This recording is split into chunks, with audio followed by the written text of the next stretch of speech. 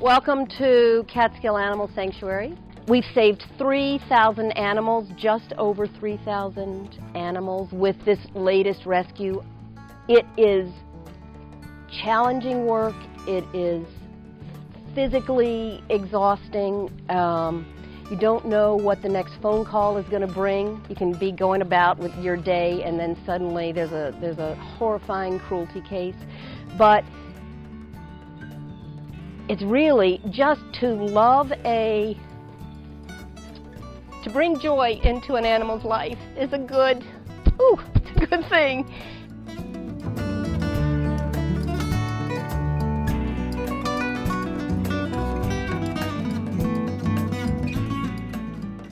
This is a good lesson for me because I think so many people that we just write off like, that's somebody who's just never going to be into this.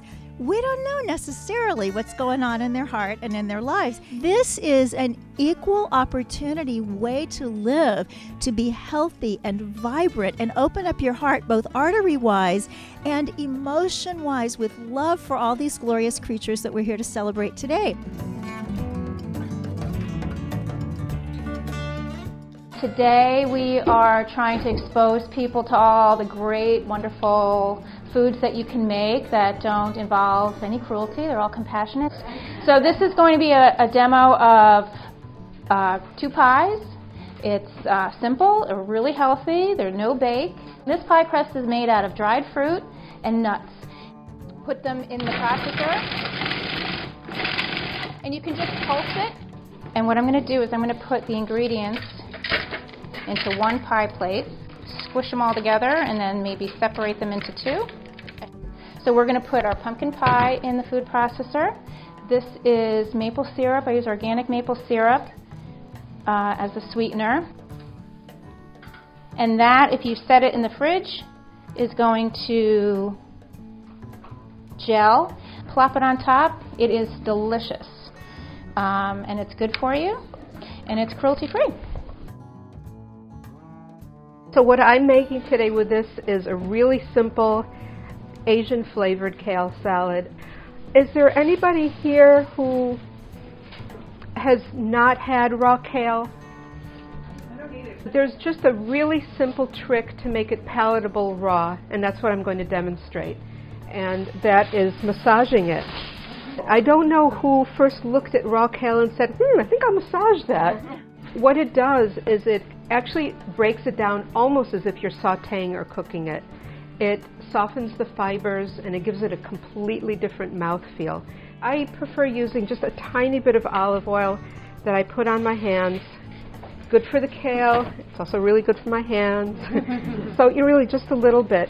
And then you reach in and you just start working it between your hands. But as you can see, it already looks really different. Who wants to try? This really has the feel of a regular salad. You're not going to feel like you're working really hard and trying to convince yourself to like something that's really tough and bitter, because it's not anymore. We came because we're both vegans and we love animals, we love vegan food. For me, I look at the environmental impact, I look at the, the health impact, and I look at the animal impact, and I also look at the fact that this is the earth that we're leaving for the next generation and the next generation, and it makes me crazy.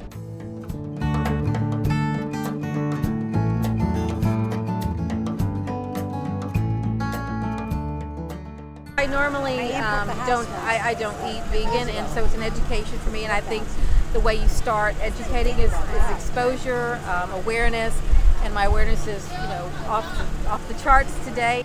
I had the vegan empanadas and they were awesome, and I also love that tree line cheese, got to pick some up. I think coming to Sanctuary is an amazing place to see, make that connection with the animals, see that they all have their individual personalities and that they're not just a number or a piece of meat. When I see these pigs, it's, I wonder how anybody could ever look at that and, only see a piece of bacon or something like that.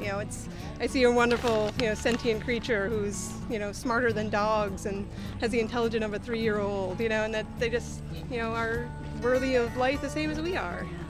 So because just the treatment of animals, I think it's really terrible that we think we have the right to treat animals that terribly, and I don't know why we feel that way. I'm just looking forward to the experience. I don't really get to come up and be around animals all the time, so I'm really happy that I'm able to do that because we live in a city and it's really crazy and chaotic. What I noticed was just how forgiving these animals are. And so if the animals can forgive and, want to give back and give to people, I think we definitely should learn from them and want to do that for them as well.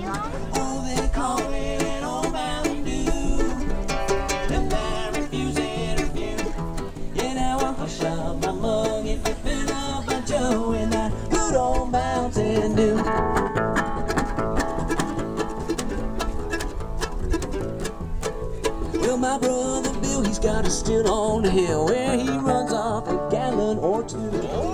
My back was strong enough, I would carry the weight you feel upon your shoulders, 'cause I think you're beautiful, and I would give it all away just to call you mine.